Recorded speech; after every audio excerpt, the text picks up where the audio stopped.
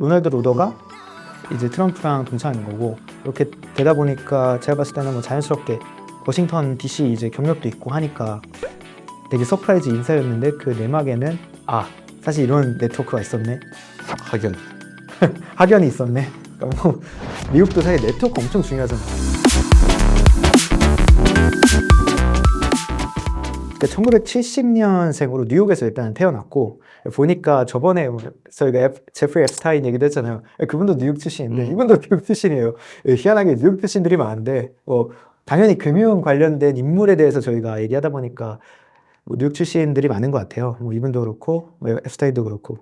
앱스타인은 사실 뭐 안 좋은 일로, 저희가 뭐 스캔들로 인해서 이제 인물 탐구를 했지만, 어쨌든 그 사람도 금융업에 있었던 사람이기 때문에 그래서 한번 얘기를 했었던 거고, 이제 앞으로 의장이 임명이 된 케미 워시 같은 경우에는 스탠포드 대학교를 이제 졸업을 했어요. 그것도 우등 졸업을 했죠. 맞아요. 네. 바로 이제 현직으로 간 건 아니에요. 음. 로스쿨을 가요. 금융학 이런 거를 한 건 아니고 정치경제학 같은 부분을 공부를 했어요. 공공정책학 예. 공부했다고 하죠. 맞아요. 그래서 뭔가 좀 더 정치학이라 해야 되나? 그런 쪽으로 이제 행정정치학 약간 이런, 근데 이제 거기서 이제 경제 관련된 걸 많이 수업을 들었다고 해요. 그리고 나서 로스쿨을 들어가요. 로스쿨을 들어가서 거기서 이제 그 우등 졸업을 해요. 그래서 하버드 컴라데. 맞아요. 하버드 쿰라데, 원래 그 스um라 쿰라데 하면서 1등 졸업 우등 졸업한테 이제 그럼 쿰라데 해가지고 상위 20% 우등 졸업자들에게 대단한 거죠. 학위를 이제 우등 졸업 학위를 주고 이러는데, 좋은 성적으로 이제 졸업을 하고 나서 모건 스탠리, 유명한 이제 벌지 브래킷 IB 은행이죠, 미국의. 그 은행을 가가지고 M&A 자문가가 돼요. 이게 보니까 파울도 사실 이게 법학 커리어를 통해서 M&A 쪽 자문가 커리어가 있거든요. 근데 이 케빈 워시도 그런 커리어가 있는 게 조금 신기하기도 해요. 또 요즘 이 사람들이 그런 커리어가 연속적으로 있으니까. 그 전에는 뭐 벤 버네키나 그 이전에는 뭐 교수직을 했던 분들이 이장을 했던 분들도 많았고, 근데 이번에 파울도 그렇고 그리고 케빈 워시도 그렇고 뭔가 교수 이런 석학 학사라기보다는 실무 경력이 있는 사람들이죠. 그런 사람들이 이제 연준 의원과 의장으로서 활동을 하게 되는 거고, 이제 모건 스탠리에서 일을 해요. 한 8년가량 일을 했고, 거기서 이제 실력을 되게 빠르게 인정받아서 VP, 그리고 나서 그 이그제큐티브 디렉터로 승진을 해서 8년 만에 이제 나와요. 실질적으로 모건 스탠리에서 나와가지고 바로 연준 위원으로 임명이 된 건 아니고, 2002년 그 부시 대통령 이제 경제정책 이제 그 자문장 특보 이제 사무차장으로, 국가경제위원회 사무차장으로 해서 그 대통령에게 이제 어떤 경제에 관련된 자문하는 역할로서 이제 정치에 입문을 하게 되고, 월스트리트에 있다가 워싱턴으로 들어오게 된 거죠. 그렇죠. 거기서 이제 2002년에 그렇게 들어와서, 그래서 2006년에 연준 위원으로 부시한테 임명이 돼요. 금융위기 사태 때 이제 연준 위원으로서 활동을 하면서, 그때 이제 연준 위원장이 벤 버냉키였는데, 실질적으로 모건 스탠리에서 월스트리트로 뱅커로 일하고 이랬기 때문에 실제 이제 은행들 실무 담당자들과 이제 네트워크를 되게 많이 갖고 있어가지고 워싱턴과 그리고 월스트리트. 맞아요. 그리고 월스트리트 요거를 잇는 가교 역할을 해요. 그래서 리아송이라고 하죠. 그 연락책 서로 이제, 왜냐면은 실제적으로 그때 당시에 많은 은행들이 파산 위기에 많이 처했잖아요. 리먼 브라더스도 파산 위기에 처하고, 메릴 린치도 뱅크 오브 아메리카에 인수가 되고, JP 모건이 그때 또 베어스턴스라든가 이런 은행들을 인수를 하기도 하고, 맞죠. 그리고 AIG 보험사도 위기가 있었고 이래가지고 되게 많은 은행들이 유동성 위험을 많이 갖고 있었어요. 그래가지고 그 상황에서 실질적으로 월가의 그 금융 상황을 현실적으로 워싱턴이 느끼고 상황을 파악하는 데 큰 역할을 했다고 하더라고요. 그래서 되게 젊은 나이에 연준 위원이 됐지만 그럼에도 불구하고 실질적으로 역할을 잘 해줬다라고 벤 버냉키가 위장으로서 이렇게 평가를 했다고 하더라고요. 왜냐면은 되게 어린 나이에서 이 연준 위원으로 활동하기에 좀 미숙한 나이 아닌가? 이러면서 비판도 많았었는데, 그때 이제 그런 훌륭한 이제 가교 역할을 해줘가지고 어떻게 보면 연준 위원으로서 역할을 잘 수행을 했던 거죠. 그리고 나서 뭐 제니 옐런이 벤 버냉키 이후에 이제 연준 의장이 됐는데, 그때서 이제 계속해서 이제 연준 위원으로 활동을 한 건 아니고, 이제 나와가지고 그래서 뭐 드라켄밀러라고 유명한 투자자가 있어요. 그 조지 소로스 음. 밑에서 이들 같이 이렇게 투자했던 엄청난 투자의 대가인데 거기에 드러켄필러의 패밀리 오피스에서 일을 하기도 하고 연준 의장으로 지명이 되면서 트럼프에 의해서 지명이 된 거죠. 근데 흥미로운 부분이 배우자가 누구지 아세요? 배우자요. 예. 와이프가 화장품 그쪽 가문의 여러분들도 아마 들으면 바로 아실 그 화장품 브랜드 있거든요. 에스티 로더. 맞아요. 에스티 로더. 네. 제인 로더라 해가지고 거의 그냥 뭐 재벌집 가문에 이제 어떻게 보면은 시집이 아니라 장가를 간 거죠 이제. 사실상 와이프가 그 케빈 워시보다 거의 뭐 넷월드라고 하죠. 그 훨씬 한 25배인가 더 많아요. 아니 근데 이 케빈 워시도 거의 한 1,000억 이상 그렇게 갖고 있다고 하던데. 1억 달러. 1억 개인 달러. 예. 개인 자산 1억 달러 정도 되고 그리고 뭐 제인 로더 같은 경우도 뭐 25억 달러 그러면 좀 진짜 넘게 되고 완전 연준 재벌들이죠. 중에서는 진짜 역대급 그렇죠. 부자 의장이네요. 거의 그- 된다면은. 그 한 가구가 이제 뭐 조가 넘는 돈을 갖고 있으니까 그 한국은행 총재 임명된 신현송 그 총재 임명자도 와 그 재산이 한번 공개가 됐잖아요. 그러면서 미국이랑 영국이랑 막 이러면서 한국에도 집 있고 뭐 저기 영국에도 집 있고 막 이러면서 막 100억 넘게 이렇게 자산 있고 뭐 그러면서 막 사람들이 투자는 저렇게 해야 된다 이러면서 뭐 모범 답안을 보여줬다 막 이러면서 뭐 얘기도 하고 했는데 자산이 빵빵한 사람이 이제 총재 된 식으로 이제 됐는데 어떻게 보면은 그거와 이제 또 비슷한 계열. 비슷한 계열. 네, 그렇죠. 비슷한 느낌. 미국에서도 이제 엄청나게 많은 부를 가진 사람이 이제 연준 의장 임명이 된 거예요.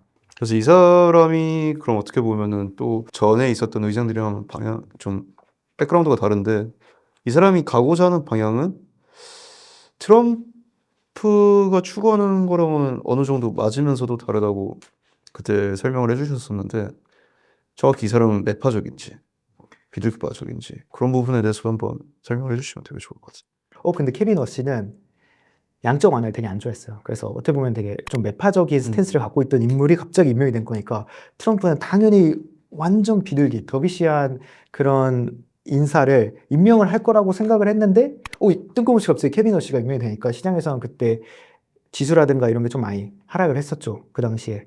근데 왜냐면 좀 약간 서프라이즈 인사였기 때문에. 근데 이제 지금도 스탠스는 어느 정도 양적 완화에 대해서는 되게 안 좋아해요. 그래서 오히려 대차대조표, 연준의 대차대조표를 줄여야 된다 이런 쪽이지만은 금리에 대해서는 인하를 해야 된다라고 생각을 해요. 금리 인하는 지지하는. 양적 완화에 대해서는 반대를 하고 오히려 대차대조표를 축소로 하되 금리는 좀 더 인하를 하는. 그러니까 어떻게 보면은 사실은 대차대조표를 축소로 하는 거는 좀 매파적인 성향인데 금리를 인하를 하는 거는 사실 도비시적인 정책이거든요.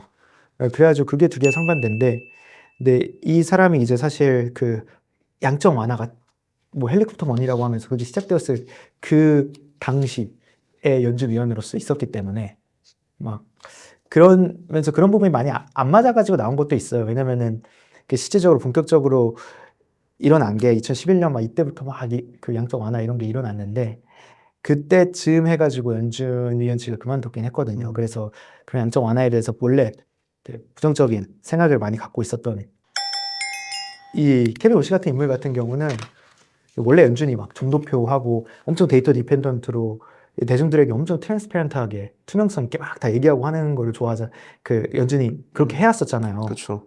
근데 오히려 그 점도표에 대해서도 좀 더 비판적인 시각을 갖더라고요. 그래서 어떻게 보면은 기존의 연준 다 그때 시기거든요. 그 자기가 이제 연준 위원 했을 때 했었던 때 이제 좀 마음에 안 드는 부분들을 좀 고치려고 하는 것 같아요. 왜냐면은 앨런 그린스펀이랑 벤 버네키를 거치면서 이런 것들이 만들어진 거거든요. 되게 투명성 있게. 원래 그 이전에 연준이 뭐 항상 뭐 폴 볼커트부터 점도표를 내고 이런 건 아니었거든요. 그리고 그 전에는 이렇게 매번 막 기자회를 열어가지고 앞에서 투명성 있게 연준 의견을 다 발표하고 회의록을 공개하고 이러지 않았었는데 사실 이게 시장에게 이제 투명성 있게 메시지를 전달하고 그 연준의 스탠스에 대해서 시장이 오해하지 않게끔 하기 위해서 시장 충격을 완화하기 위해서 그린스펀 때부터 해서 벤 버네키의 노력을 거쳐서 그런 부분이 많이 이루어졌던 건데 그래서 점도표도 연준이 바라보는 시장의 지금 현재 시장에서 시각은 이거다. 그게 이제 점수표가 뭐 26년, 27년에 대한 연준 위원들의 컨센서스 레인지가 거기에 생긴다 하더라도 이렇게 갈 거라는 그 의미를 내포하는 건 아니거든요. 왜냐면 지금 시점에서 이렇게 생각을 한다라는 거지.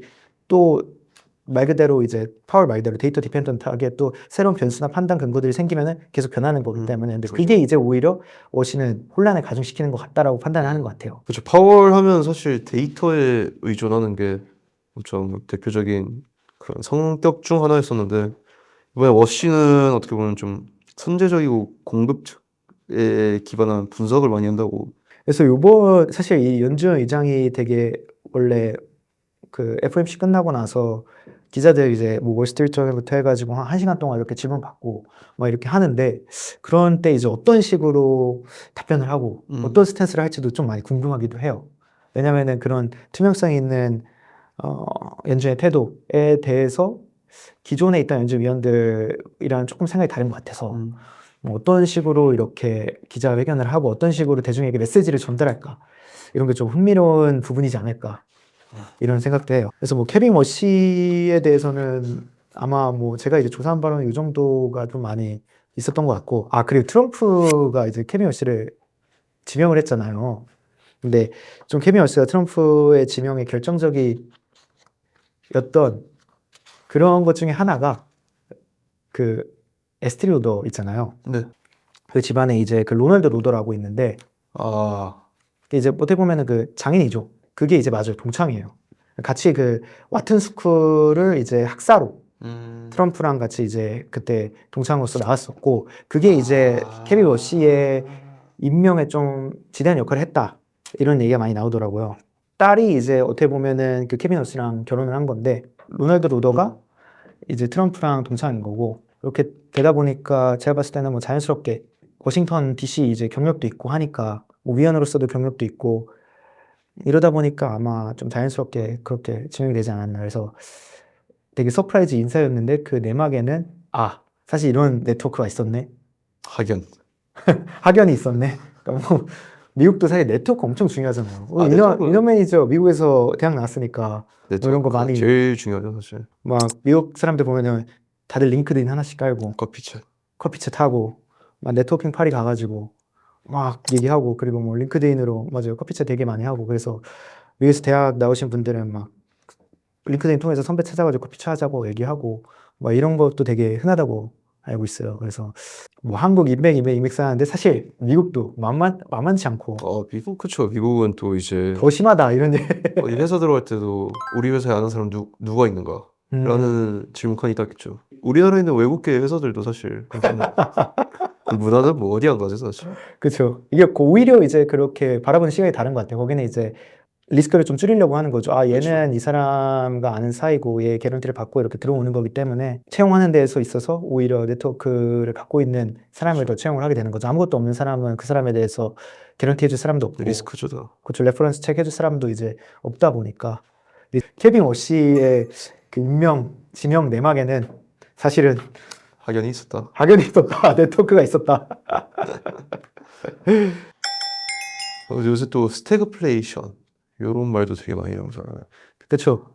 이게 사실 스태플레이션이라는 게 막 엄청 대두가 되고 했던 게 오일 쇼크 사태 있었을 때 그때잖아요. 이게 원래 기본적으로 물가랑 그 다음에 그 실업률 요게 이제 상관관계로 그 반대 관계로 있는 필립스 곱선적으로 많이 생각을 했는데 근데 이게 아니 경기는 안 좋은데 실업률도 막 높아지는데 물가는 올라가네? 이거 뭐야?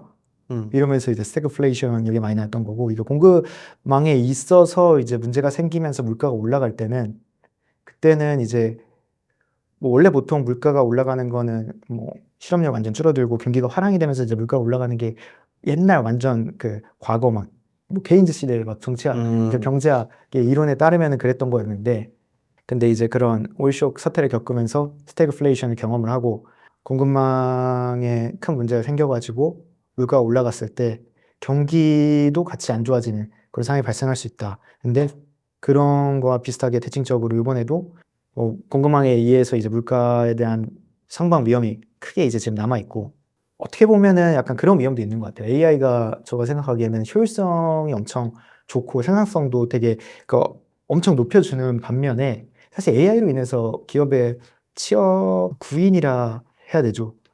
취직이 그렇게 연결이 많이 되나? 이런 거를 바라봤을 때 사실 과거의 그 신기술 혁명이랑 조금 다르게 AI가 그렇게 일자리를 많이 만들어낼 수 있을까? 원래 그러한 신기술로 인해서 뭐 생산성도 증대가 되고 그리고 그로 인해서 더 고용이 더 활발하게 이루어지고 이러면서 그게 또 다시 경기 활황으로 이어지고 뭐 이런 부분들의 어떤 파지티브 체인을 좀 기대를 하는 건데 AI 자체는 생산성 향상은 맞긴 하나 그게 과연 고용으로 이루어지면서 일반 대중들에 대한 전체적인 어떤 고용 향상 그리고 그로 인한 뭐 소비 증가, 경기 활황으로 이어질 것인가 이런 거에 대한 또 의문도 좀 남기는 한 것 같아요. 그래서 제가 봤을 때는 되게 분석해야 될 게 많지 않을까. 이번 연준에서도 보통 연준에서 가장 많이 바라보는 것들이 그런 거에 대한 분석을 되게 인덱스하게 하긴 해요. 그래서 과연 이런 신기술에 대한 생산성이 어떤 식으로 매크로 경제에 영향을 끼친가, 그 앞으로 갈 뭐 중립 금리에 대해서 어떻게 끼친가, 뭐 물가라든가 이런 거에 대해서 어떻게 방향성이 이루어질까, 뭐 어떤 임팩트가 있을까, 뭐 이런 거를 이제 되게 많이 분석을 하고 하는데 이번에 이제 새롭게 이제 AI 기술 혁명 되고 그리고 뭐 중동 전쟁 불안으로 물가 쪽에서도 큰 하나의 이제 동인 드라이버가 있기 때문에 제가 봤을 때는 분석하기 너무 많지 않을까. 제가 연준 쪽에서 이제 데이터 분석하면 제가 너무 바쁠 것 같아요. 지금이 약간 1970년대, 2000년대 초반 뭐 그런 부분에서 되게 첨부할 게 많은 것 같아요.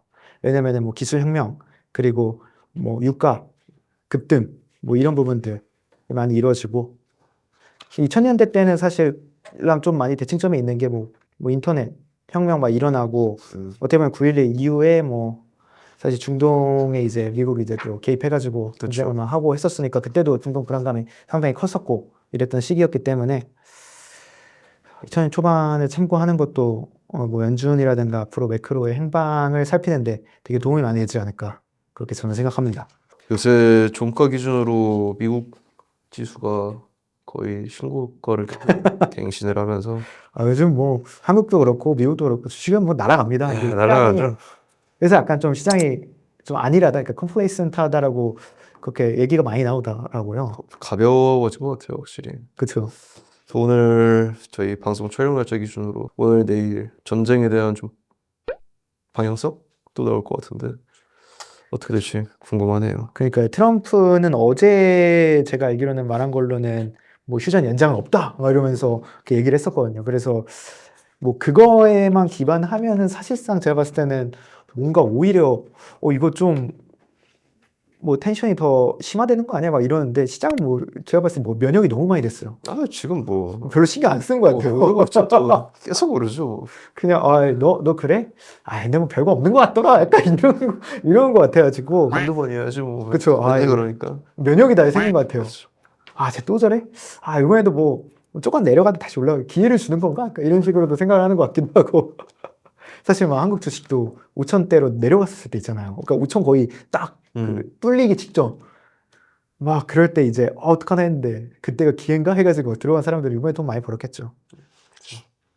그렇기 때문에 좀 더 조심해야 되지 않나 저는 그런 생각도 있어요. 왜냐면은 안일하게 생각하니까 어떻게 보면은 시장의 기대치는 다 이렇게 안일하게 생각하는 쪽에 있다가 반대 방향으로 흘러갔을 때 그 리스크 리워드가 좀 왜곡되어 있잖아요. 그러다 보니까 어느 정도는 살짝 이런 위험에 대해서 대비하는 것도 나쁘진 않다 그렇죠. 하는 생각을 좀 합니다. 뭐 이노메이션 어떻게 생각하시나요? 저는 요새 진짜 방향성을 모르겠습니다. 오히려 지수 같은 거는 진짜 사실 어떠한 이유를 갖다 대서라도 올리는 것 같은데 유가가 어떻게 보면 가장 그래도 매크로적인 요소가 잘 반영되고 있지 않는가라는 생각이 들더라고요, 요새. 그렇죠. 이거는 뭐 실물 수요에 예. 기인한 거고 그리고 공급도 단순히 이제 기대감만으로만 움직이는 거는 아니기 때문에 실물 경제 기반한 거잖아요. 원자재니까. 그래서 실질적으로 매크로의 가장 큰 연계성 그리고 뭐 그런 지정학적인 어떤 텐션이라든가 이런 거 영향을 많이 받을 수밖에 없죠. 그래서 그거에 의해서 지금같이 이렇게 가장 불안할 때는 유가 변동성이 엄청 널뛰기가 일어났던 거고 그래서 뭐 사실상 저번에 뭐 골드라든가 이런 기금속 뭐 증거금이 향상된 것처럼 유가도 증거금이 되게 많이 올랐어요. 요즘 변동성이 많이 심해서 요즘 한 계약에 거의 한 2,000 원화로 그 정도는 한 13,000불. 뭐 크루드 오일 일반 사이즈 같은 경우에는 뭐 10,000불 넘죠. 그리고 뭐 마이크로 같은 경우에는 1,000불 좀 넘는데 옛날에는 원래 뭐 옛날엔 뭐 6,000불, 3,000불 했죠. 네. 그러니까 이게 마이크로 같은 경우도 원래 한 400불 막 이랬거든요. 옛날에는 진짜 뭐 돈 하나 500만 원, 600만 원 있으면은 원유 한 격 때렸죠. 그쵸. 그때도 환율도 낮았으니까 원유 하나 사는 거 뭐 그렇게 막 비싼 돈 많이 안 필요했는데 요즘 뭐 거의 뭐 한 최소 1,500만 원은 필요하니까. 근데 뭔가 하나 투자하기 좀 어려워진 시기도 맞는 것 같기는 해요. 워낙에 이게 좀 들어가야 되는 시기가 더 많이 필요하다 보니까 그렇게 증거이 높은 게 사실 어떻게 보면은 변동성이 기반. 뭐라고 할 수 있지만은 이 거래소에서 변동성이 심하면 그 안정장치 좀 마련해야 되기 때문에 증거금을 이렇게 높게 요구할 수밖에 없거든요. 그때 뭐 한 1, 2분 잠깐 한우 팔다 보면은 막 진짜 거의 1불씩 빠져 있고 이러는데 사실 1불이면 또 1,000불이니까 그렇죠. 뭐 일부 빠지는 거 요즘 뭐 그냥 순식간이죠. 그렇죠. 1분이 뭐야 그냥 뭐 잠깐 이렇게 고개 돌려서 일부 빠질 수도 있어요. 일부 빠지면 뭐 올릴만 장난 하죠. 아니죠. 진짜 올릴만 하죠.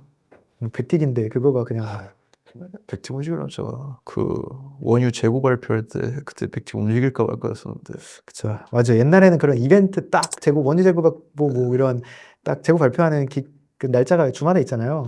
그때 딱 한 번 그때 이제 이벤트로 하는데 수요일밤마다 그죠. 맞아요. 그때 제일 많이 몰리고 그랬었는데 요새는 뭐 사실 요새는 뭐 그냥 뭐 이벤트를 계속 만들어주죠. 와 있다 이러면서 주말이 제일 기대되는 이벤트인 것 같아요. 사실 장 마감 쳐놓고 맞아요. 갭락 갭상 이런 게 워낙 많다 보니까 주말에 그래서 요즘은 리스크가 워낙에 크다 보니까 저희가 저번 방송 때도 말했지만은 이 주말 때는 그 오버나이트 해가지고 가져가서 하는 건 좀 위험하다. 네. 단순히 특히 이제 되게 증거금을 꽉꽉 채워가지고 거래를 했을 경우에 그거를 그냥 그대로 이제 주말 동안에 리스크를 오픈해가지고 월요일에 개장을 맞이하는 거는 이거는 제가 봤을 때 너무 위험합니다. 짜릿하긴 한데 두 다리 뻗고 주무시는 게 가장 그쵸. 좋은 주말을 보내는 방법이죠. 맞습니다. 오늘 뭐 이렇게 해가지고 사실 저희가 이러한 뭐 전쟁 한번 팔로업으로 캐치업 얘기도 한번 해보고 사실 저희는 저번 방송 때 뭔가 평화적으로 잘 전쟁이 마무리되고 그리고 제대로 종전이 이루어지기를 바랬는데 아쉽게도 계속 이렇게 지금 텐션 상태는 계속 이어지고 있는 것 같아요. 그래서 그 이란, 미국 이런 전쟁에 대한 얘기를 계속 한번 해봤고요. 그리고 앞으로 이제 연준 의장으로서 활동이 유력한 그 케빈 워시에 대해서 얘가 도대체 누구야? 어떤 인물이야? 이런 거에 대해서 그냥 간단하게 얘기를 해봤고 과거에 이제 어떤 스탠스를 가졌는지에 대한 얘기도 좀 해봤던 것 같아요. 다음 달에는 어떻게 될지 한번 보자고요. 그때는 과연 전쟁이 끝나 있을까? 끝날 것 같아요. 끝날 것 같아. 안 끝날 것 같아요. 끝날 것 같아. 5월 말까지 갈 거다 이렇게 하는 5월 게 또 말? 많고. 그렇죠. 제가 봤을 땐 가을. 가을이요? 네. 그러면 안 됩니다. 그러면은 제가 봤을 때 그거면은 그거 이제 워스트 시나리오예요. 저 시장에서 바라보는 워스트 시나리오 중에 하나죠. 그렇게까지 오래 간다. 그때까지 원유 물동이 막혀 있다. 만약에 호르무즈 해협 개방이 안 되고 그러면은 제가 봤을 때 위험합니다. 아무튼 오늘 이렇게 좀 다양하게 뭐 앞으로 있을 차기 연준 의장 임명된 케빈 워시 그리고 이란, 미국 갈등에 대해서 한번 캐치업 해봤는데 좀 부족하긴 했지만은 그래도 제가 한번 간단하게 시장이랑 뭐 분석 인물에 대해서 얘기해봤고 다음 달에는 더 재미있는 전쟁이 끝나기를 바라면서 주제로 한번 찾아뵙도록 하겠습니다. 저희 그러면 인사 한번 드릴까요? 시청해주셔서 감사합니다. 다음에 또 뵙겠습니다. 감사합니다.